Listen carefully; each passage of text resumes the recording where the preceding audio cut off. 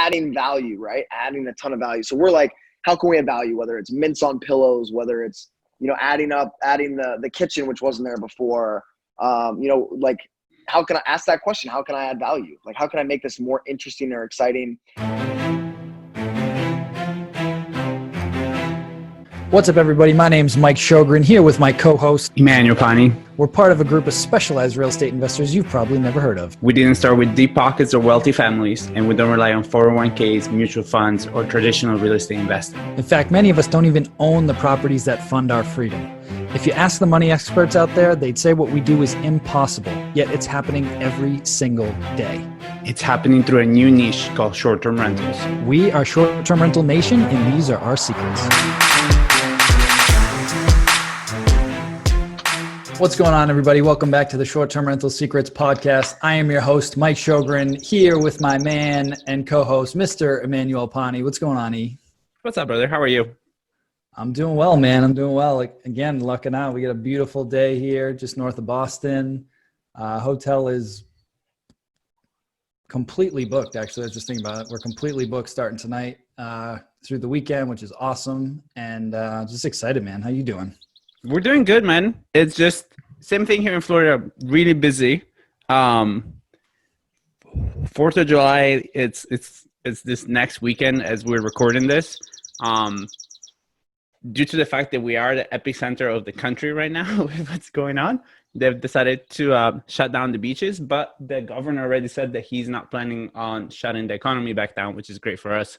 And I think, as we talked about so many times, as people become more and more aware of how much less risky it is for you to stay in an Airbnb rather than you to stay in a big hotel kind of building, we're probably off to a really good start for our season. So I'm really looking forward to it. I'm also really looking forward for this podcast today. Yeah, this is going to be a doozy. So without further ado, today we've got a very special guest. He's one of E and I's best friends. He's an amazing guy, had a huge impact on my life. I'm sure he's had a huge impact on E's life. And he's also an Airbnb host, and he recently purchased... Superhost, Mike. Superhost. Oh, sorry, Superhost. Oh, wow. Yeah. An Airbnb Superhost. Let me get that clear. And he recently purchased a jail, which was they had converted to a bed and breakfast, and definitely wanted to have him on, talk about that and some of his other stuff. But Nick, why don't you take a couple minutes, kind of give everybody a background about you, how you got started in real estate, how that kind of evolved into short-term rentals, and where you're at now. Yeah, well, like you guys and most people listening to this, I just wanted to quit my job, right? I read Rich Dad, Poor Dad and some other books, and I knew I wasn't going to be an employee long-term, so I started buying real estate. And then I realized as I was building that business that my business was limited by my mindset. So, you guys know this, but for our listeners, I dove into, and this kind of became my passion, was studying mindset and energy and spirituality and how we can be our best selves and reach our potential. I got into NLP and hypnosis, all kinds of, Reiki, pranic healing, all kinds of stuff alongside my real estate journey. So I kind of have these dual businesses, these dual identities. And for real estate, I have 5 or 6 deals pending. I have 60 some, probably more now, I don't know, rental units. And lately I've been doing really creative finance stuff. So taking over people's mortgages, selling them on contract. If you think, who Ron LeGrand is, or Blair Halver, some of those guys are my mentors. And that's been a great business model. It's been doing amazing lately. And then I always knew I wanted to do Airbnbs around the country. So I've, Mike, following your system, really, you got me into it. I got 2 up in Rochester outside of Mayo Clinic. And we're about break even for the year, which is shocking considering they basically closed Mayo for a couple months. So I'm, to be breaking even, I'm pretty pleased with them. We've been booking like hotcakes lately. So that's been great. And then today we're going to talk about this behemoth behind me, this jailhouse that I'm buying. That's awesome, man. I love it. So why don't you kind of walk us through that deal? And I know you touched on it a little bit in your intro, but the majority of the deals that you're doing them with creative financing. So why don't we talk, I guess we could just talk specifically about this deal. And then if we want to branch down the path of how you built up a pretty good sized real estate portfolio, getting really creative with how you acquire these deals. Yeah, like you just got to talk to a lot of sellers and you just got to ask, would you sell the house for what you owe on it? I ask that all the time. Or, would you consider taking your equity in monthly payments? You guys can write those down. Those are the basic lines I use. If they say, yeah, we'd consider that. Well, great. What's the least you would take for a monthly payment? And so I did that with this lady, and I had initially negotiated nothing down. That changed a little bit. I'll tell you about that in a minute. But she had said she needs $2,000 for her mortgage in Florida. So that's what she wanted. With a purchase price of I'm buying it for $380, and so that came out to a 100% finance, 2.5% interest rate, amortized over 20 years. So I ended up putting $10,000 down on it to give her some moving expenses. But I bought basically a $400,000 piece of real estate with 5 units in it for $10,000 down and $2,000 payment a month. So if you guys think about, Mike, the 2 Airbnbs I set up in Rochester, I'm about $10,000 in for furnishings. This place is almost fully furnished, which I'll show you guys. So and my payment is less than those places for way more of a place, and I'm owning it. I love that. So for those that heard that, right? So you were getting charged 2.5% interest rate? 2.5%. Yeah, that's what I negotiated. Yeah. I love negotiating. So does that, so do you have to be a hypnotist to get that kind of interest rate or does no, that, but it definitely helps. It definitely helps. So I'll give you guys the 3 steps of hypnotic influence real quick, just because you went there, E. Step 1 is rapport. People do business with people they like, and people like themselves. So when you're on the phone with a seller, with someone who's going to lease you their property, with someone you're going to manage, you want them to think that you're just like them, right? Like, oh, I'm just like you. I even tell people, like, you like me. That's one of my embedded commands. I just tell them that we're similar, and then they're like, man, I don't know what it is about Mike and E, but they're similar to me. I like them, and then they want to do business with you. So build that rapport. That's step 1. Step 2 is certainty. I know most of us go into new ventures and we're insecure, we're uncertain, we're not sure how this Airbnb is going to work. Are we really going to get bookings? People pick up on that, and then you lose the ability to influence. So have rapport, get certainty, and then step 3 is to guide focus. So when someone's, if you're going to manage their place, if they're going to sell you their place, guide their focus to the outcome that they want. Man, how's it going to feel when you get out from under this? I'm sure you feel a lot of pressure trying to pay 2 mortgages right now. What if, I took that 1 mortgage off your back? And in doing so, rapport, certainty, and focus, you can guide people to make, the decision that you want, and they'll think it's their idea. I love it. I love it. It's a mic drop moment. We should add some graphics on the videos of like mic drop moments. And yeah, perfect. A mic that drops. So how did you find it? Oh, look at that. It's gorgeous. Don't walk too far from Wi-Fi because then we lose you. I'll turn around. So I run Facebook ads, and I talk to a lot of sellers.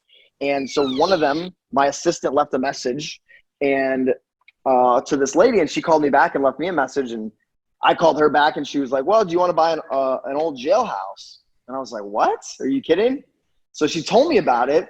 And I basically just started negotiating terms, and we worked it out where I was going to put, like I said, I was going to put nothing down, take it over. And there were some real management opportunities for improvement. You guys want to talk about that stuff now? Yeah, let's do that. Again, a lot of the folks that we've had on here, a couple of them have purchased properties, but a lot of them are in the management of the leasing model. So going through the mindset of understanding how to analyze a deal, upside potential, improving management, things like that, for sure. Yeah, cool. So I'm kind of greedy. I like to own. I'm like a manual, and well, you, Mike, with the hotel, but I know you were doing the non-ownership model for a while.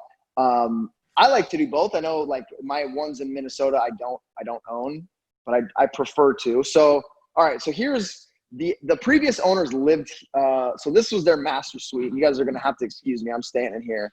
So this was the master suite. They took the furniture out of here, so I have to refurnish this, but the bed stays. Every bathroom's got these beautiful tubs. For those who are listening, I'm in the master bathroom. It's got a tile shower. It's got a steam shower, a huge master closet.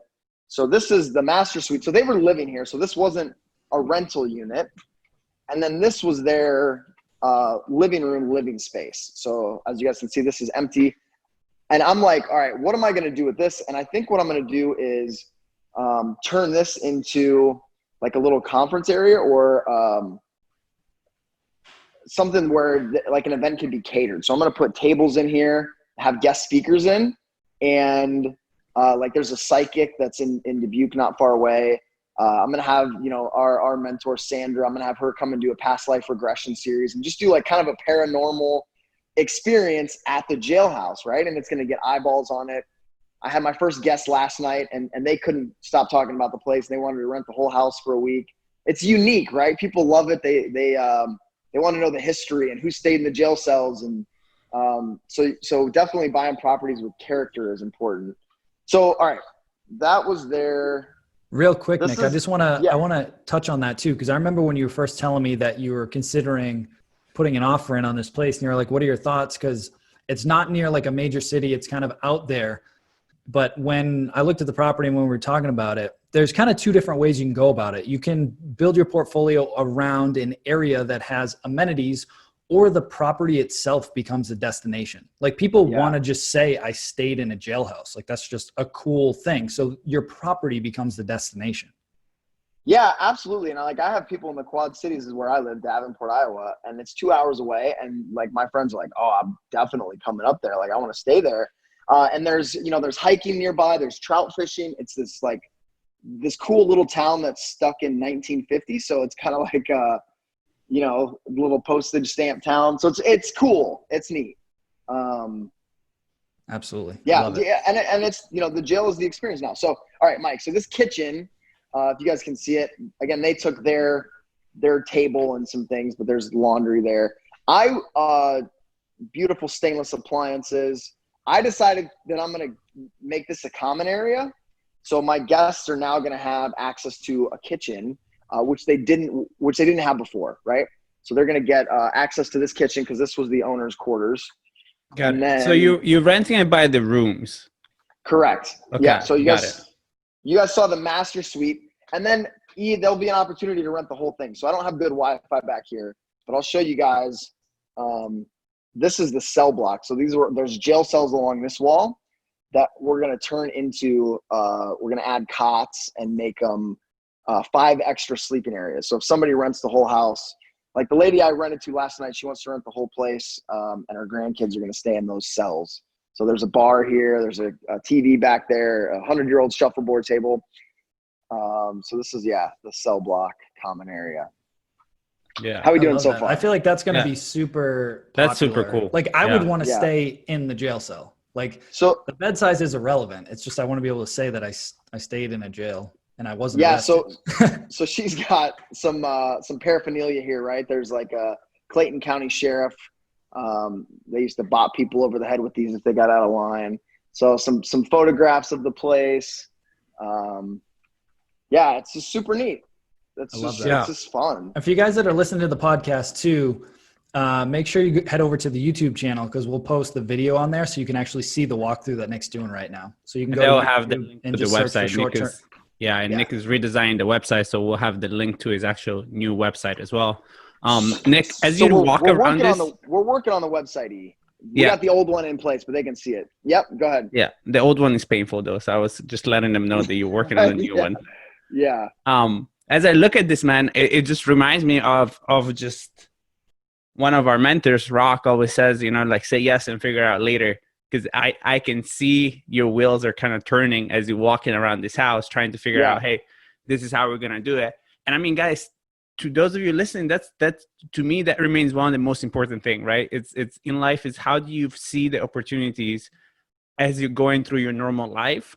And how can you cross-pollinate with what you already know and what you've learned from other things, right? Like how Nick uses hypnosis and NLP to work with sellers for his real estate business, right? The more you learn across multiple avenues, you can then cross-pollinate.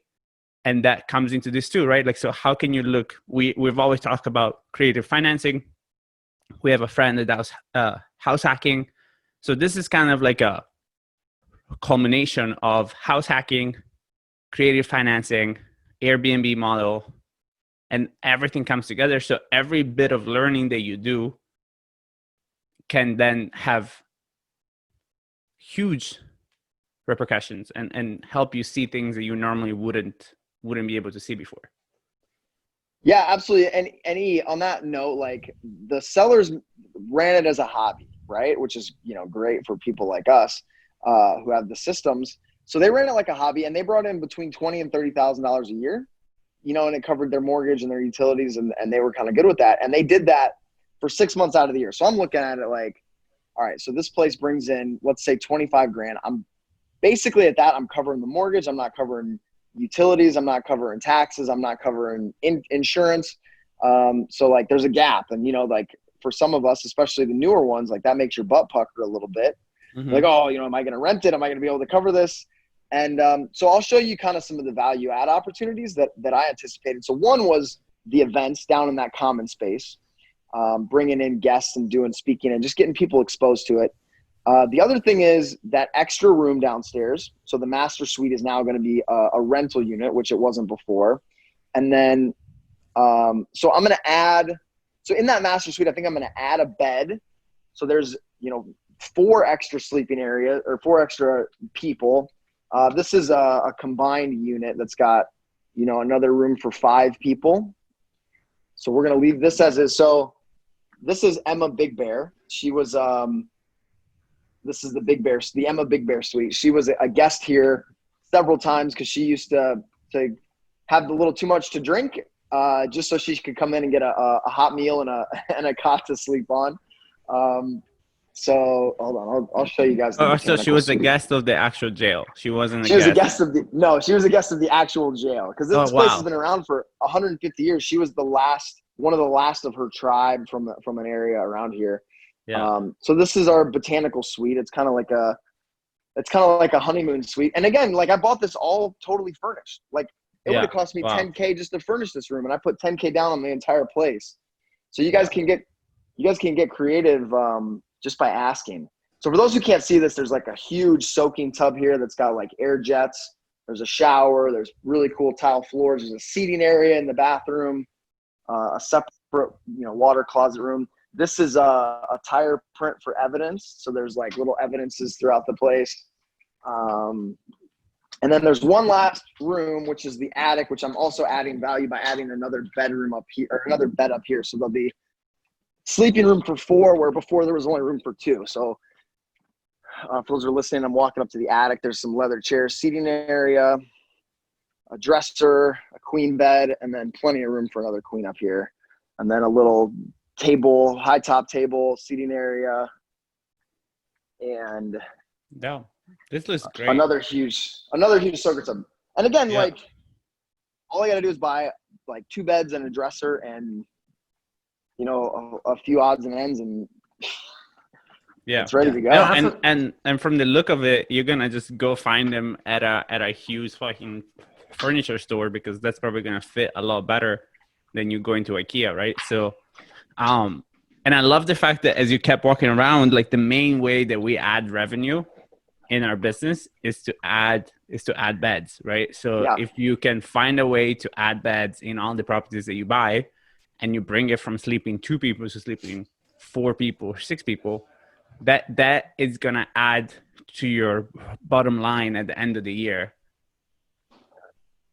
I'd also say too, that a huge value add for you, Nick, is purely on the marketing side, because as E pointed out, that website was brutal, but the place is unbelievable. So again, when updating like a fresh, clean, easy to use website, some nice photos, like that alone. The big difference that I found going from traditional short-term rentals on Airbnb to hotels and B&Bs and inns is it's crucial that you create a brand and have your own website and everything else. Whereas most of our properties, we have a couple that have branded websites, but the majority crush it between Airbnb, Booking.com, and VRBO. Yeah. But with the hotel, 75 to 80% of our bookings are direct bookings from our website, because people are searching Google for hotel, this market. And as long as we have a good looking website with good photos, it's a different ballgame. That's great. That's great to know. And Mike, we kind of talked about the website last night and how to integrate everything. And honestly, like I've been so busy with my housing business and traveling, and I've neglected the marketing a little bit, and I wanted to get like everything here up and running. But like I just filled next weekend, like we got everything booked. So, you know, we have returning customers, like, yeah. So and I'll run Facebook ads for it. I've already come up with a few cheesy slogans for it. One is going to be, turn yourself in to the Elkader JailHouse Inn. And another one's going to be, you've been sentenced to a weekend getaway at the jailhouse. So, you know, just a couple like little taglines like that I'm going to market to probably a 60 to 90 mile radius. And, you know, with Facebook ads, it's so cheap to do that and just track how many website hits we get and see if we can't keep them off of, you know, the Airbnb fees. Yeah.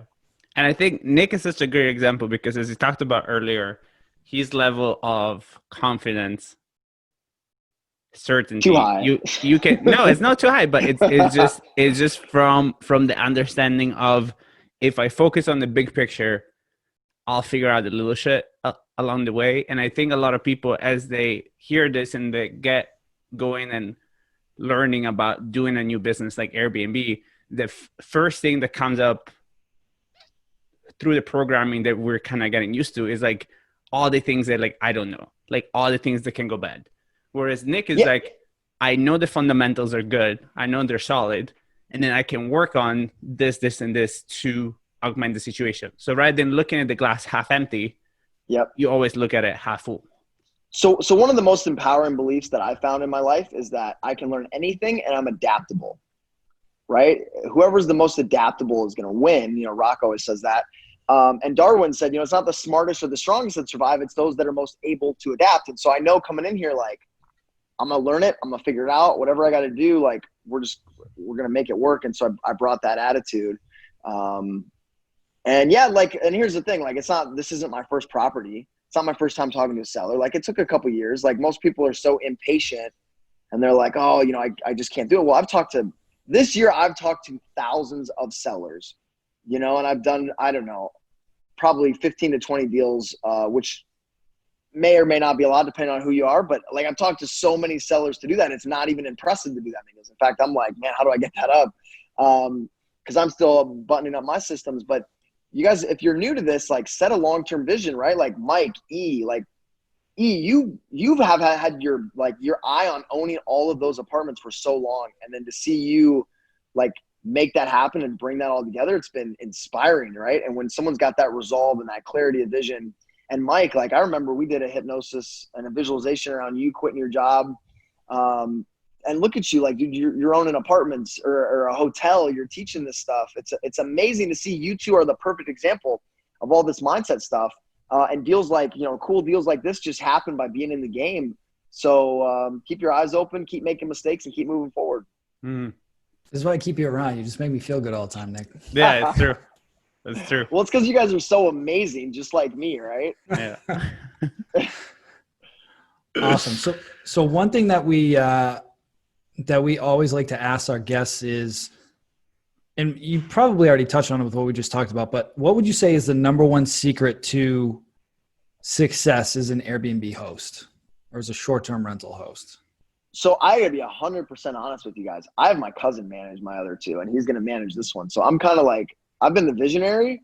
You know, putting the right people in place and then having the right mentors, right? Like Mike, you know, just being able to go to your course and be like, oh, I need a system for this. Like, here's the checklist, like, done. I don't even have to think about it. And again, like working with, you know, Blair Halver and Ron LeGrand stuff on buying houses with no money in, like they've done it all. Like, they've done the work. So I keep guys like you and them around, and I just soak it up like a sponge. So being around people who've done what you want to do is massively crucial. And then leverage, right? Like, I'm not going to be there cleaning. I'm not going to be doing all this stuff. So finding people that can do it and training them. I mean, that's the money right here, right? And this is going to be the difference as you guys are listening to our podcast.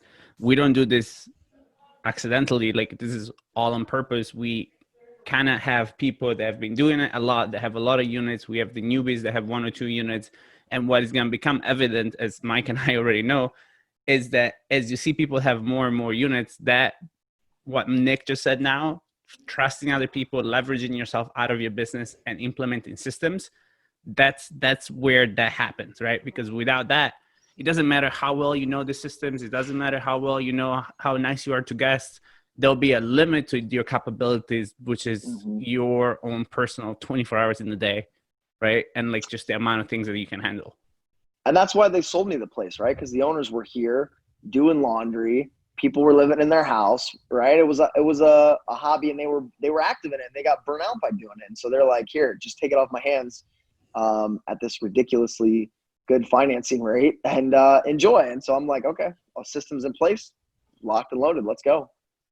Yes, I tell everybody. I mean, you can have your own goals, but I teach my students. I'm like, I want to teach you how to build a business, not a job. Yeah. And there is a very clear distinction, and it's exactly what you just said. A business relies on teams and leverage and systems, whereas a job is just you running around like a madman or madwoman trying to get it all done yourself. And you might get 1, 2, maybe 3 units before you completely burn out. But that's not the goal with what we're trying to bring to people on this podcast. Yeah. Yeah. And it's, that leverage makes things more stable, and it's a process, right? Like I remember I've tried to hire people and it hasn't worked. And then I've hired some and they've worked, and I've just gotten better at it. Like, don't beat yourselves up if you guys are, like frustrated with it. That's how you build a business. You make mistakes and you learn, and you just always questions are important, right? So how can I do this once? How can I systematize this? How can I automate this?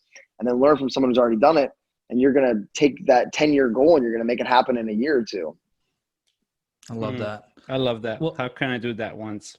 That is such a good question for you to ask yourself as you're kind of going with your Airbnb business. I mean, any business really. Yeah, for sure. So what we're thinking, guys, and I was telling Nick this earlier, I think we should make this a 2 or a 3-part series, because he just closed on this place. He's literally there for the first time, spend his time this weekend, trying to fine tune some things. I saw your video last night. I don't know if you want me to announce that or not. That little giveaway. Sure.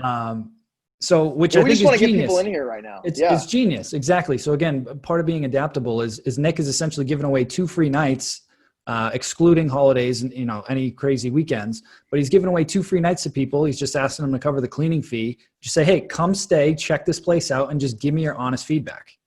And it's like, genius. Like, get the reviews play out. Out of Russell Brunson's free plus shipping model, right? Where the shipping's 3 times what it would normally be, but yeah, adding value, right? Adding a ton of value. So we're like, how can we add value? Whether it's mints on pillows, whether it's, adding the kitchen, which wasn't there before, like, how can I ask that question? How can I add value? Like, how can I make this more interesting or exciting? And usually the way to do that is like super cheap. It's just little thoughtful things that make people go, oh, like I feel good. I feel appreciated as a guest. And the emotion, people make decisions emotionally. So if you can make people feel good emotionally, you're going to be set up for return customers, right? Absolutely. Absolutely. So where can people find you? And before he even says anything, I got to recommend your podcast, because if I can teach you and E can teach you all the systems and the how-to stuff on how to run this business, but if you don't get your mindset right, you're going to just stall yourself. And Nick is a ninja with mindset. Like, I'm not kidding. Like, we've been friends for years now, but a lot of the exercises that we did were a direct result of me quitting my job. Like, no question, because it just shifted my mindset, my identity, and what I thought was possible for me. So I highly recommend you check out his podcast, Spohn Trained. Spohn Trained, yep. And I do a lot on influence too, right? Like, if you can't influence people, you don't have a business. And people, it took me a long time to figure out what drives people. So I share that on my podcast. Like, I talked about the 3 steps of hypnotic influence. Like, I'm on this show because you guys like me, right? Like, I have friends like you because you guys like me. So if you guys want to succeed and just have a fulfilling life, you gotta learn how to get people to like you. So I teach a lot of that stuff too. So yeah, the Spohn Trained personal development podcast. And I love that you're on here, because this is kind of a last minute thing. But as I was planning my reading for the month, right, and I kind of picked books in a couple of different categories, I was planning my part for my mindset. I'm like, what should I read again that I haven't read in a long time? And what I just grabbed up yesterday, and for those of you that are just listening, Psycho-Cybernetics, which is, I think of you every time I read this book, right? Look at that. Like both Mike's got it too. Yeah, I love Yeah. you guys. You guys are amazing. you know, but it's true, guys. Like it doesn't matter, right? Like whatever your programming is, unless you're able to be conscious of it and override it or update it, it doesn't really matter what you learn.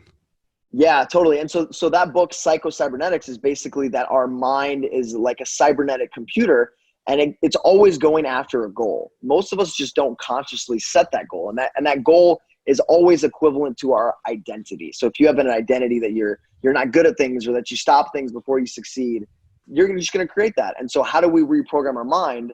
Well, we visualize the outcome we want. We use emotion, we use language, and over time, using those emotions, we just recode our program. And basically, like consciously, you can't go out and create a big Airbnb business. Like your conscious mind isn't smart enough. So you got to get your subconscious on board. We do that with emotions, right? Like Mike, I remember doing that visualization with you, and I think you cried or something, like, you know, just so much emotion in it. And afterwards you were like, oh, it's already done. And you felt it. Like now your cybernetic computer is out there like, oh, I have to say this to this seller. I have to make this call. I have to make this many calls. I got to do this and this. And your subconscious was on board. So that's kind of what I teach. Love it. Awesome. So yeah, he's a pretty okay guy all around, I would say. So awesome, man. Well, thank you again for jumping on with us. I really appreciate it. And congrats on the jailhouse. That is so cool. I know that you're updating the website, but let's throw the URL out there for folks. Yeah. So it's Elkader JailHouse Inn. And same on Facebook, just Elkader JailHouse Inn. Facebook, I can probably get turned around a little faster. And I got my photographer's about to walk in. He was a few minutes away. So we're going to get some pictures. I still got some furnishing, decorating to do. We'll get another set of pictures, but I just want to get like really good pictures. They didn't have any, you know, cause I learned that from you, Mike, that presentation that like, you know, we're in the age of Instagram. Like people want good graphics. Go spend $100-200, get great photos. People are going to drool. They're going to be like, oh, I want to stay there. That's mason jars and little decorative lights and, all that's whatever people are into. Yeah. Yeah, absolutely. It's the we'll link things. all that in the show notes too, guys. So again, make sure that you check out this episode on our YouTube channel at Short-Term Rental Secrets, because you'll actually be able to see the tour that Nick was doing, walking around at the jailhouse. Make sure you guys like it and subscribe it too, because we're trying to build that out. So that's it, guys. Thanks again, Nick, for being on, man. This was a blast. Always love chatting with you. And again, congrats on the jailhouse. My pleasure. And next time, like, let me know what shirts you guys are wearing so we can all match. I mean, you're kind of there though. Like you're like just a little bit off blue, you know, but maybe in the 1951 town you live in, they don't have this color blue. Yeah. Yeah. This sounds sweet. So, all right, I'm going to go. I got a lot of work to do. I got to go to the antique mall and see if I can get some furniture. So I'll talk to you guys later. Thanks for having me. Ciao. Bye.